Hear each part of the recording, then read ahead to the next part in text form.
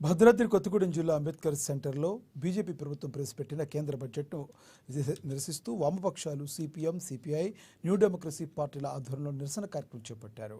కేంద్ర ప్రభుత్వం ప్రవేశపెట్టిన బడ్జెట్ పేద ప్రజలకు, రైతులకు, కార్మికులకు, ఇతర బడుగు బలహీన వర్గాలకు వారికి వ్యతిరేకంగా ఉందని వారు ఆరోపించారు. దాన్ని నిరసిస్తూ వారం రోజుల పాటు వామపక్షాల ఆధ్వర్యంలో ప్రధాన వీధుల్లో నిరసన కార్యక్రమం నిర్వహిస్తున్నట్లు వామపక్ష నాయకులు తెలిపారు.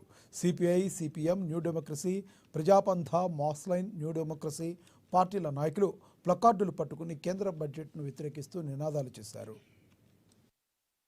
కేంద్ర ప్రభుత్వం నిర్మలా సీతారామన్ గారు ప్రవేశపెట్టినటువంటి బడ్జెట్ ఇటు కార్మికులకు, రైతాంగానికి, పేదలకి వ్యతిరేకమైనటువంటి బడ్జెట్ కాబట్టి ఈ బడ్జెట్కి నిరసనగా దేశవ్యాప్తంగా వామపక్ష పార్టీలు వారం రోజుల పాటు నిరసన తెలియజేయాలని చెప్పి నిర్ణయం చేయడం జరిగింది.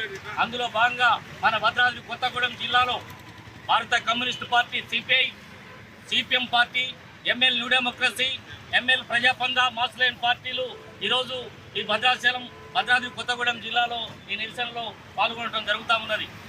ప్రధానంగా రైతులకి, కార్మికులకి, అలాగే అనేక పేద వర్గాలకి వ్యతిరేకమైనటువంటి బడ్జెట్ని నిరసిస్తూ ఈరోజు చేస్తున్నటువంటి దాంట్లో ప్రధానంగా ఇందాక మన సోదరుడు చెప్పినట్టు ఈరోజు వ్యవసాయ ఉత్పత్తులు కనీస మద్దతు ధర హామీ కల్పించాలని, అలాగే పట్టణ ప్రాంతాల్లో కూడా ఈ జాతీయ ఉపాధి హామీ పథకాన్ని అమలు చేయాలని అనేక డిమాండ్లు కార్పొరేట్ శక్తులకి వత్తాసు పలుకుతున్నటువంటి కేంద్రంకి ఏదైతే ఉందో ఈ దేశంలో ఉన్నటువంటి 200 మంది చెత్త కోటీశ్వరులపై 4% పన్ను పెంచాలని అనేక డిమాండ్లతో ఈరోజు ఈ యొక్క కార్యక్రమం చేపట్టడం జరిగింది.